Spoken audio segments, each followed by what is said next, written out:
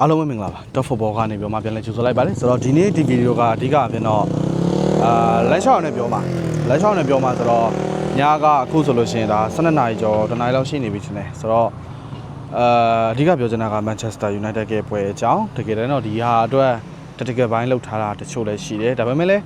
ပေါ့ပါလေးပြောချင်လို့ဒီလိုမျိုးလုပ်လိုက်တာဆိုတော့ကျွန်တော်တို့ရဲ့ intro လေးပြီးသွားလို့ရှိရင်စလိုက်ရအောင်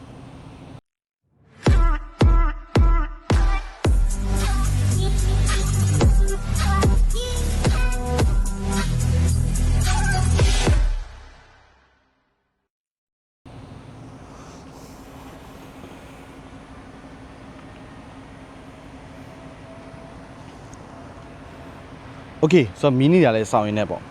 Manchester United ကပြီးခဲ့တဲ့ရက်မှာဆိုလို့ရှိရင် Everton ကိုနိုင်ရရှိခဲ့တယ်။တကယ်တမ်းဒီလိုနိုင်ရရှိခဲ့တဲ့ပွဲမှာဆိုလို့ရှိရင် United ရဲ့ပထမပိုင်းကစားပုံဒုတိယပိုင်းကစားပုံအကောင်းကြီးလို့ကျွန်တော်ကတော့မယူဆဘူးအကောင်းကြီးလို့လည်းမထင်ဘူးဒါအပြင်ကိုအသင်းရဲ့လိုအပ်တဲ့ပုံစံလိုအပ်တဲ့အနေအထားမှလည်းအသင်းကရှိမနေဘူး။တကယ်တမ်းဆိုလို့ရှိရင် Everton ကဘလော့ပိတ်ကစားမှတိပါလျက်နဲ့ပြောချင်တာက Everton ကပွဲကိုညင်အောင်ကစားမှရဲဆိုတာကို Manchester United နားလေတယ်သိတယ်ဒါပေမဲ့ United ကပွဲကိုညင်အောင်မကစားနိုင်ဘူးအဲ့ဒါကပြဿနာဒါကလည်း Manchester United အနေနဲ့သူ့စီကိုပြန်လာမဲ့ counter attack တွေကိုကြောက်နေလို့လည်းဖြစ်နိုင်လိမ့်မယ်ဆိုတော့တစ်ဖက်ကနေပြကလည်း David Moyes ကိုအဲ့တော့United ဒီလိုကြောက်တာကလည်း maybe ဖြစ်ကောင်းဖြစ်နိုင်လိမ့်မယ်ဆိုတော့ဒီနေ့ပွဲမှာအဓိကပြောချင်တာကtopic တွေတော့ရှိတယ်အဓိကပြောတော့ Benjamin Sesko က Manchester United ကိုရောက်လာပြီးကြတဲ့ကဝေဖန်ခံရတဲ့တိုက်စစ်မှုတွေမှာပါတယ် float ဖြစ်နိုင်ပါတယ်ပြီးတော့သူစီမှာလိုအပ်တဲ့ပုံစံမျိုးမရှိပါဘူးဆိုတော့နေသားမျိုးတွေဖြစ်ပါ United ပရိသတ်တွေမဟုတ်ဘူးတခြားသောပရိသတ်တွေကပါပြောကြတာရှိတယ် bandit တွေကဝေဖန်ကြတာရှိတယ်ဆိုတော့ Manchester Unitedလက်ရှိ Carrick ရဲ့လက်ထက်မှာဆိုရှင် Benjamin Sesko ကအဲ့ဒါကိုအကောင်းဆုံးခြေပြပြနေတယ်ဒီ Everton နဲ့ပွဲကဂိုးကိုပဲပြန်ကြည့်မယ်ဆိုလို့ရှင် Benjamin Sesko ကပထမဆုံးဘောလုံးက box area တွေကထွက်လာတဲ့အချိန်မှာဆိုလို့ရှိရင်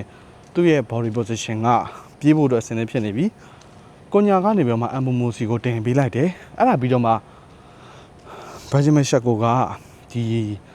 သူ့ရဲ့ဒီဂိုးပေါက်အဲ့ဒီကိုယ့်ရဲ့ defensive ဂိုးပေါက်နာကနေပြီးတော့မှဒီ Everton ရဲ့ box ထဲကိုပြေးဖို့အတွက်အချိန်ကဘယ်လောက်ကြာခဲ့တယ်လဲဆိုတော့8စက္ကန့်ပဲကြာတယ်ဒါက35 km/h နှုန်းနဲ့ပြေးတဲ့နှုန်းထားမျိုးကြာတယ်တော်တော်လေးမြန်တဲ့နှုန်းထားဒီ Benjamin Sesko ဘောလုံးထိလိုက်တဲ့အချိန်မှာဆိုလို့ရှိရင်သူ့နောက်မှာလိုက်လာတဲ့ Everton ကစားသမား Tarkowski က2မီတာလောက်ကွာနေပြီ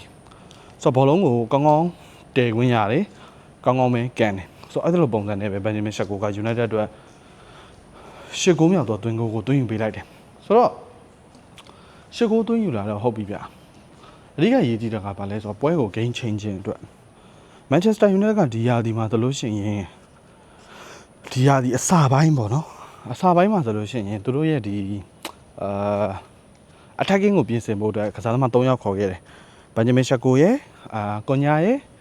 အမှုမိုးရဲ့ဒီထဲမှာSesko ကဈေးကြီးဆုံး83.3 တန်းဆိုတော့အဲ့ပမာဏကတော်တော်လေးများတဲ့ပမာဏမျိုးဆိုတော့အဲ့လိုပုံစံမျိုးနဲ့ခေါ်ခဲ့တဲ့တိုက်စစ်ကစားသမားတယောက်က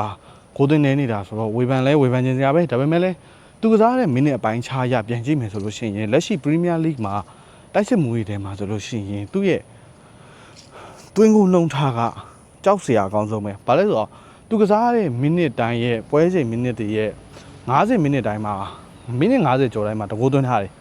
ဒါအပြင်ကိုလက်ရှိ2026မှာပြန်ကြည့်မယ်ဆိုလို့ရှိရင်2026မှာ Benjamin Sesko က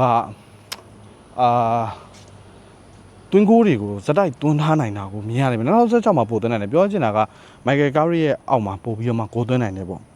ဒါအပြင်ကိုအရေးကြီးတာကဘာလဲဆိုတော့ Michael Carrick ရဲ့လက်ထက်မှာသူ့ရဲ့တွင်းကိုတွေကgame changing moment တွေMichael Carrick လက်ထက်မှာ Manchester United ကရရှိနိုင်တဲ့အမှတ်တွေကနေပြီးတော့မှအများဆုံးရထားတာပဲဘာလို့လဲဆိုတော့ Michael Carrick လက်ထက်မှာ2ပွဲပဲစီကြာသေးတယ်ဗျာဆိုတော့ result တွေကကောင်းတယ်အဲ့လို result တွေကောင်းမှုတော့ game changing moment တွေလို့တယ်အဲ့ game changing moment တွေအတွက် Benjamin Sesko ကအရန်ကုန်ကနေပြီးတော့မှဝင်လာပြီးလုပ်ပေးနေတာအဲ့တော့အဲ့ဒီလိုမျိုး game changer လုပ်ပြီးနိုင်နေဆိုတာကတိုက်စစ်မှုတရားအတွက်အကောင်းဆုံးသောအဓိကချက်ပဲ ဆိုတော့ဘန်ဂျမင်ရှက်ကိုအဲ့လိုလုပ်ပြီးနိုင်နေဒါအပြင်ကိုနောက်ထပ်ကစားသမားတယောက်ကိုကြည့်ပါဆိုလို့ရှိရင်တော့ကျွန်တော်ကအဲ့ဒီပွဲမှာဘောလုံး Lemans ကိုမြင်တယ်ဒါကလည်းအလုံးလေးတည်ထားကြပြီးသားဖြစ်မှာသူရဲ့ safety သူထင်မှမထားတဲ့ပုံစံလေး reflect တွေကိုကာကွယ်တဲ့ပုံတွေတော်တော်လေးကောင်းတယ်ဆိုတော့ United အနေနဲ့ဒါ Michael Carrick လက်ထက်မှာ low block တွေ mid block တွေကိုဖြည့်ဖြတ်ဖို့အတွက်အားနည်းနေစေပဲဆိုတာကိုလည်းအဲ့ဒီ Everton နဲ့ပွဲမှာပဲမြင်ရလိမ့်မယ်ကျွန်တော်အမှန်မှားလို့ရှိရင်မိနစ်30လောက်မှာဆိုလို့ရှိရင် Manchester United ကကိုကွင်းရဲ့ဒီ BF zone ထက်တော့နည်းနည်းကျော်နေပြီ BF zone နဲ့ progression zone အဆက်လောင်းတော့မှာဘောလုံးရတယ်ရတဲ့အချိန်မှာဆိုလို့ရှိရင် Everton က press မပေးဘူး press မပေးတဲ့အချိန်မှာ Manchester United ကမြန်ကစားရမှာဒါပေမဲ့မြန်မကစားနိုင်ဘူးဗျမြန်မကစားပိုင်းနဲ့ Casemiro စီရောက်တယ်ဟိုပေးတယ်ဒီပေးတယ်ဖြည်းဖြည်းလေးသွားတယ်ပြောချင်တာက Everton ကဖြည်းကျင်တဲ့အတင်းနှီးကျင်တဲ့အတင်းနှီးမှသာရင်တို့တော့အခွင့်အရေးရမှာအဲ့ဒါလိုနေဒါမျိုးမှာ Manchester United ကမမြန်နိုင်ဘူးအဲ့ဒီရဲ့ပုံစံကိုတော့ Michael Carrick ကအဖြေရှာဖို့အတွက်လိုလိမ့်မယ်လို့ထင်တယ်တကယ်တော့ Manchester United က Michael Carrick လက်ထက်မှာလက်ရှိနေထားဒီ result တွေကောင်းနေရဆိုတာက game changing moment တွေရှိနေလို့ game changing လုပ်ပေးနိုင်တဲ့ကစားသမားတွေပေါ်ထွက်လာလို့ဆိုတဲ့အဖြေတစ်ခုကိုအဲ့ဒီရဲ့အမြင်တစ်ခုကနေမြင်ကြည့်လို့ရလိမ့်မယ်လို့ထင်တယ်ဒါကြောင့်က Michael Carrick မကောင်းလို့ပြောတာလည်းမဟုတ်ဘူး Michael Carrick effect မရှိဘူးလို့ပြောရလည်းမဟုတ်ဘူး Manchester United ကရိုးရှင်းရှင်းနဲ့ကစားနေတာ United ကစားနေတဲ့ပွဲတွေ United နိုင်နေတဲ့ပွဲတွေကိုပြန်ကြည့်မယ်ဆိုလို့ရှိရင်ကအဲ့ဒါတော့ဒီထူးထူးခြားခြားကြီး tactically အရာလုံးဝအသာကြီးကစားနေတာမျိုးဒါအပြင်ကိုဒီကစားသမားတွေအနေနဲ့ပေါ်ပါနဲ့ကစားရချိန်တိုင်းနိုင်မှာပဲဆိုတဲ့ပုံစံမျိုးအဲ့လိုပုံစံမျိုးကိုမမြင်ရဘဲနဲ့တချို့သော game changing moment တွေကိုလုံနိုင်ခြင်းကအဓိကကြတယ်ဆိုတော့အဲ့ဒါလိုလုံနိုင်ဖို့အတွက်ကစားသမားတွေဝယ်ယူထားတာဖြစ်တယ်ဒါကိုလည်းလက်ရှိကစားသမားတွေကလုပ်ပြီးနိုင်နေတယ်ပေါ့ဆိုတော့ okay Michael Carrick ရဲ့ဒီ low block ကိုဖြည့်ရှင်တဲ့ပုံစံMichael Carrick ရဲ့ low block ကိုဖြည့်ရှင်တဲ့ပုံစံမှာတို့လို့ရှိရင် win နေရာတွေကအရေးကြီးတယ်ပတ်သက်ထိုကူတန်ရာရသွားခြင်းက United ရဲ့အဲ့ဒီဘယ်ချမ်းတစ်ချမ်းလုံးကိုပို့သွားစီတယ်ဒါကကျွန်တော်တို့ရဲ့အမြင်လိုပဲပြောရလိမ့်မယ်ဆိုတော့ဘယ်ချမ်းမှာတကယ်တမ်းပြန်ကြည့်မယ်ဆိုလို့ချင်းဘယ်ချမ်းမှာကွန်ညာကစားတယ်ဒီပြီးခဲ့တဲ့ Everton နဲ့ပွဲမှာပေါ့နော်ဆိုတော့ဘယ်ချမ်းမှာကွန်ညာကစားတယ်ကွန်ညာနဲ့အမ်ဘူမိုနကလည်းနေရာချင်း swap နေတာတွေရှိတယ်ဆိုတော့ Bruno ကဘယ်ချမ်းမှာကစားလို့ရှိရင်ရန်ကြီးကောင်းလေးရှိတဲ့ကစားသမားမျိုးမဟုတ်ဘူး Bruno ကိုညာချမ်းမှာပို့လို့ရှိရင် Killer pass တွေ key pass တွေအများကြီးထွက်နိုင်တယ်ဒါကအားလုံးလည်းတည်ထားကြပြီးသားပဲပြီးခဲ့တဲ့နီးပြအဆက်လည်း Bruno ကလုပ်ပြထားပြီးသားပဲဆိုတော့ဒီလိုမျိုးနေထားမှာဘယ်ချမ်းကတို့ကိုဒဏ်ရာရသွားခြင်းက United ရဲ့တိုက်စစ်ကညာချမ်းတစ်ခုတည်းကိုပဲဥတီစေတယ်အဲ့ညာချမ်းတစ်ခုတည်းကနေပဲပြေးထွက်တဲ့ပုံစံတိုက်စစ်စင်တဲ့ပုံစံတွေက Manchester United လက်ရှိလောလောဆယ်တိုက်ခိုက်နေတဲ့ပုံစံပဲဆိုတော့ United အနေနဲ့ဒီရဲ့ပုံစံကိုတော့နည်းနည်းလေးပြင်နိုင်ဖို့အတွက်လိုအပ်လိမ့်မယ်လို့ထင်တယ်ဒါအပြင်ကိုဒီလို game changer ကစားသမားတွေရှိလာခြင်းကလည်းကောင်းမွန်တဲ့အချက်ပဲဗျဘာဂျီမက်ရှာကိုဆိုလို့ရှိရင်ပြီးခဲ့တဲ့ပွဲစဉ်တွေမှာပြန်ကြည့်လိုက်လို့ရှိရင်သူကွင်းထဲဝင်လာတဲ့အချိန်တွေမှာဂိုးသွင်းနိုင်တယ်အဲ့ဒါကရေးပါတာကွင်းထဲမှာသူဝင်လာတဲ့အချိန်မှာဂိုးရမယ်ဆိုရင်ယုံကြည်ချက်မျိုး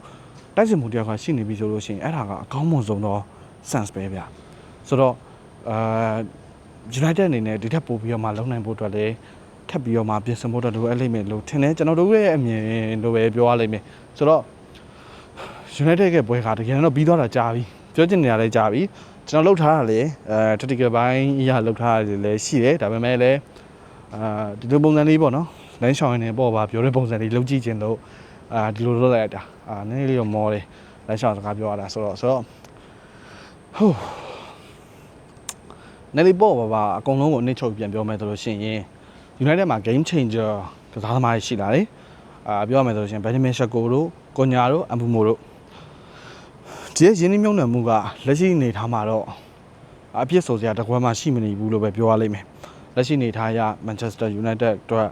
game changing moment တွေကို Benjamin Sesko ကွန်ညာအမ်ဘူမိုဒီစားသမားတွေကလုပ်ပေးနေတယ်ကွန်ညာဆိုလို့ရှိရင်လည်းဒါသူ့ရဲ့ကစားတဲ့ဟန်ရဝေဖန်ခြင်းများရှိသည့်တိုင်အောင်သူ့ရဲ့ဒီ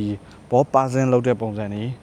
ဘောလုံးကိုရက်ထားတဲ့ပုံစံတွေပေါ့နော်အဲ့ဒါလိုပုံစံလုပ်ထားတဲ့ပုံစံတွေကတချို့သော moment တွေမှာဒီလေးအရန်ဖြစ်နေတာမျိုးတွေမြင်ရလိမ့်မယ်ဒါပေမဲ့ဒါကအသင်းပေါ်မှာအကျိုးပြုနေသေးပဲအမူမိုရဲ့ဒီညာချမ်းကနေပြေးထွက်တဲ့ပုံစံတွေတော်တော်လေးကြစ်လက်တယ်လို့ပဲပြောရမယ်ဒါပေမဲ့အမူမိုနဲ့ အာမက်ဒီယာလူနဲ့တွဲဖက်ကိုနည်းနည်းလေးယော့သွားတာကိုတော့ဒီနောက်ပိုင်းနေမှာမြင်နေရတယ်ဗျဆိုတော့အဲ့ဒါကတော့တိတ်ပြီးအားမရဘူးထားပါဆိုတော့ game changing လုပ်ပေးနိုင်တဲ့ player တွေပေါ်ထွက်လာတယ်အရင်တော့ကလည်းဒီကစားသမားရှိပြီးသားပဲယင်းဒီပြလက်ထက်မှာလည်းဒီကစားသမားတွေပဲဒါပေမဲ့ဒီကစားသမားတွေက game changing လုပ်နိုင်ပါတယ်ဆိုတော့ sense မျိုးရလာတယ်အဲ့ဒါကကောင်းမွန်တဲ့အချက်ဒါအပြင်ကိုနောက်ထပ်တစ်ချက်ကပါလဲဆိုတော့နောက်တန်းနဲ့ကိုသမားနဲ့ဂျားထဲမှာ bounce တစ်ခုရှိဖို့လိုအပ်တယ်ဗနက်ဆာကပြီးခဲ့တဲ့ရက်ပိုင်းမှာ interview တစ်ခုလုပ်ခဲ့တဲ့အချိန်မှာ United ရဲ့နောက်တန်းကဘယ်တော့မှမတည်ငြိမ်ခဲ့ဘူးအဲ့ဒါလိုမတည်ငြိမ်မှုတွေရဲ့နောက်မှာစတေးလိုက်ရတဲ့သားကောင်က Onana လို့သူပြောခဲ့တယ်တဲ့စကားအစားဆုံးရဲ့အဓိပ္ပာယ်ကတော့အဲ့ဒါပဲဆိုတော့ Lemans ကိုတည်ငြိမ်စေချင်တယ်ဆိုလို့ရှိရင်ငါတေချာပေါ့နောက်တန်းကတည်ငြိမ်မှရလိမ့်မယ်ဆိုတော့ပြီးခဲ့တဲ့ Everton နဲ့ပွဲမှာ Martinez မပါနိုင်တာကဘယ်လောက်တောင်အရေးပါတယ်လဲ on the ball position face တင်မှာဘယ်လောက်တောင်အရေးပါတယ်လဲဆိုတော့ကိုကျွန်တော်မြင်ရလိမ့်မယ်ဆိုတော့နောက်တန်းကတည်ငြိမ်ဖို့အတွက်လိုအပ်တယ်နောက်တန်းတည်ငြိမ်မှသာလင်ကို Sunny Lemans ကအကောင်းဆုံးသော performance တွေကိုကျွန်တော်မြင်ရလိမ့်မယ်ကျွန်တော်ထင်တဲ့ဒီ Everton နဲ့ပွဲကသူ့ရဲ့ one of the best ပဲဒါပေမဲ့လုံးဝthe best ဆိုတဲ့ moment မျိုးမဟုတ်သေးဘူးဒါကတော့ကျွန်တော်ယူဆတယ်ဆိုတော့နောက်ထပ်တစ်ချက်ကပါလဲဆိုတော့ကွန်းလေကတော့တေချာပေါက် United ကအမေရဒီမှာဖြစ်တင်းလိုက်မယ်လို့တော့ထင်တယ်ဘာလို့လဲဆိုတော့ကွန်းလေကမဖြစ်လို့လည်းမရတော့တဲ့အနေထားကွန်းလေမှာလောအားလုံးကျလာလို့ရှင်ဘယ်လိုဖြည့်ရှင်းမလဲဒါအပြင်ကို low block တွေကိုဘယ်လိုဖြည့်မလဲဆိုတဲ့ဟာအတွက် Manchester United မှာကစားကွက်အရာတောက်တိုင်အဖြည့်ရှိဖို့တော့လိုအပ်လိမ့်မယ် Bruno Fernandes က risky pass တွေပေးနိုင်သည့်တိုင်အောင် Bruno Fernandes ကတဦးသေးသော moment တွေကအဲ့လောက်ကြီးထိတချို့သော moment တွေမှာအရန်ကြီးလွတ်ဖြစ်မှာမဟုတ်ဘူးအသင်းက system ရဲ့အကူအညီကိုလည်းလိုအပ်သေးတယ်အဲ့ဒါကိုလည်းထင်ရှားမြင်နေရသေးပဲဖြစ်ပါလိမ့်မယ်ဆိုတော့ဒါက Manchester United နဲ့ Everton နဲ့ပွဲအကြောင်းကို discuss လုပ်တာဒါအပြင်ကိုဒီပွဲမှာကျွန်တော်ခံစားရတဲ့ sense တွေကို discuss လုပ်တာဆိုတော့လမ်းရှားဖို့ထွက်လာတာပေါ့နော်တကယ်တော့အိမ်မပြောလို့Poker ဆွတ်ပါတယ်ဆိုတော့ကျွန်တော်လမ်းဆက်လျှောက်လိုက်အောင်မယ်ဆိုတော့နောက်ဗီဒီယိုမှာကျွန်တော်ပြန်တွေ့ကြမယ်ဒီဗီဒီယိုကပေါ့ပါပြောတာဖြစ်တဲ့အတွက်ကြောင့်ပေါ့ပါလို့ပဲစိတ်ထဲမှာခံစားစေချင်တယ်အဲ့တော့ကျွန်တော်တို့လမ်းလျှောက်ရနေပေါ့ပါစကားပြောတယ်လည်းပဲသဘောထားကြတာပေါ့ဆိုတော့ကျွန်တော်နောက်ထပ်ဗီဒီယိုတစ်ပုဒ်မှာထပ်ပြီးတော့မှပြန်တွေ့ကြမယ်